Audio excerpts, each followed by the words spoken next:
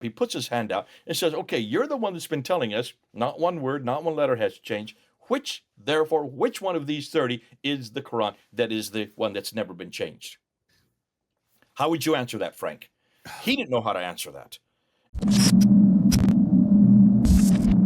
The qira'at is when you read the Quran in Arabic, there are many different readings. There are many different ways to read the same word, which changes the meaning and changes the theology and the doctrine. There's about 100,000 of these differences between the 30 official Qurans, Arabic Qurans. All right, but hey, hold on, because people are going to go, what? Okay, this may be the first time they're hearing 30 different Qurans. Dr. Smith, what are you talking about?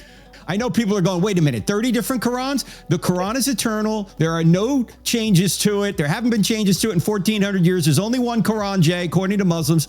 You say no. What are you talking about? Take a look at these two right here. All right. They're both Qurans. They're not alike. These are over 1,000 years old, these two. Now, not the book itself. This one here is known as the Warsh Quran. This one here is known as the Hafs. I have 5 more up there. Those 5 more. Sorry. 1, 2, 3. I have 7 more. There are 30 different ones. You can just buy these. You can buy online today. There are 5,000 different words between these two Qurans right here, which means 5,000 different verses, which means 5,000 different meanings. And these are not vowelizations necessarily. These are actually different consonantal texts that with the vowelization, which changes the meaning diametrically. So this is the problem, and this was only discovered by my, well, I shouldn't say discovered, but was made popular by my colleague, Hatun Tash, and she and I held these up in 2016 at Speaker's Corner, and that went all over the world. That's the beauty of Speaker's Corner, because by 2016 we had smartphones that we could actually film what we were doing and then put it up on the internet like you're doing it right now. That went all over the world, and Muhammad Hijab, probably one of the most popular YouTubers in the Muslim world, was right there watching us, and he was in the crowd filming us, and he went outside the crowd and said, everybody come to me, don't look at what they're showing you, don't listen to what they're saying, I will explain what these are. These are known as qira'at.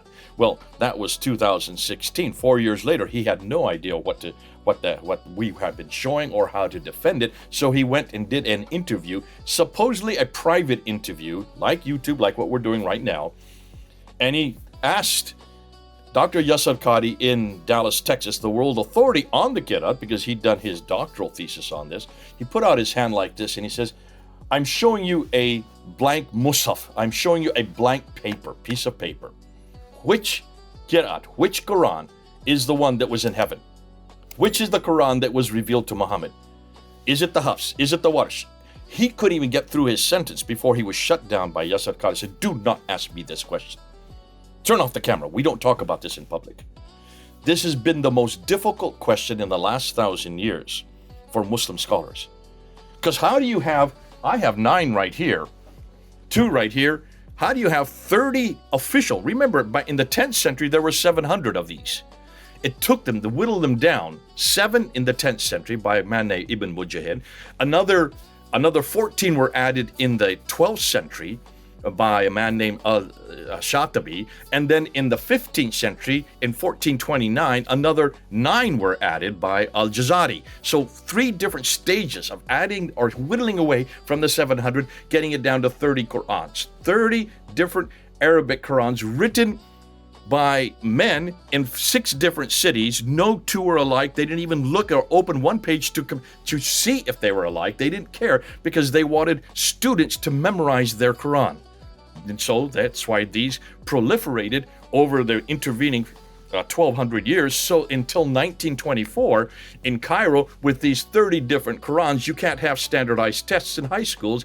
And so they went to a Muslim scholar named Muhammad al-Haddad there at Al-Azhar University to choose just one. And he chose this one right here, the Hafs. He chose this one, the Hafs, which is this one here. This is in 1924. We're talking about 100 years ago. 1924. This was chosen as the official Quran, just for Cairo, just for the city of Cairo. Okay. That then went through 7 revisions because they found lots of grammatical mistakes and whatnot with it. And so finally in 1936, they then made it official for all of Egypt, but just for one country, Egypt. But that became so successful because now they had one Quran that all the students could memorize, that they could have standardized tests for. So in 1985, Saudi Arabia, seeing how successful that was for Egypt, made this Quran the official Quran for the entire world. So we're talking about, you were alive in 1985, were you not, Frank? Yeah. Am I older than the Quran? You are older than the official Quran. There you go. Doesn't that make you feel old? Can you see how disturbing this is for Muslims to hear this?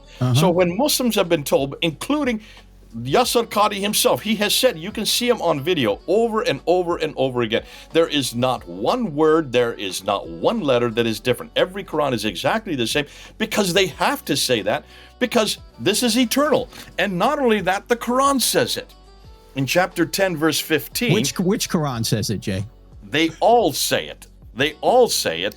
This verse is not in doubt, because this is the same in all 30 Qurans. All right, okay. Chapter 10, verse 15, and chapter 18, verse 27, every Quran says, I put that upside down by accident, now it's right side up. Every Quran says, for the word of God does not change. In chapter 15, verse 9 of every Quran, it says that Allah will guard the Quran from being changed.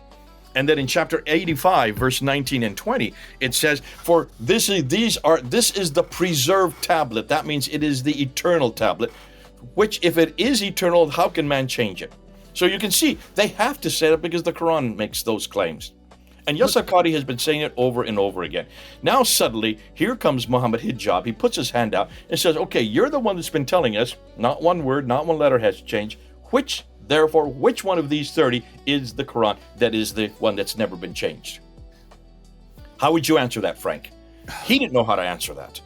And 28 minutes, I kid you not, he kept on coming back, trying to excuse it, trying to explain it, looking and saying, listen, this is the West. I live in a different world than you, Muhammad Hijab. I live in academia. I live here in Dallas, Texas. I went to Yale University. I live in a world where there are no red lines. You live in a world where there are certain red lines. There are certain things we do not ask of the Quran. And we don't go beyond that line. And this is one of those questions. You do not ask this question of the Quran.